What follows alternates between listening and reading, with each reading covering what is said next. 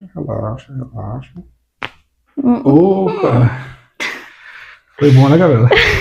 E vamos lá para mais um ajuste da coluna vertebral através das técnicas quiropráticas e osteopáticas.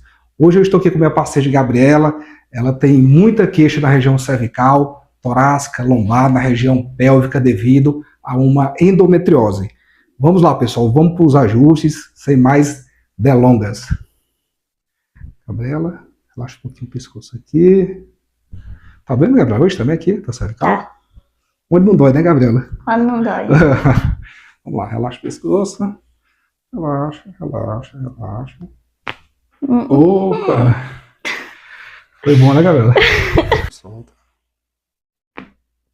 Solta, solta. Relaxa. Solta.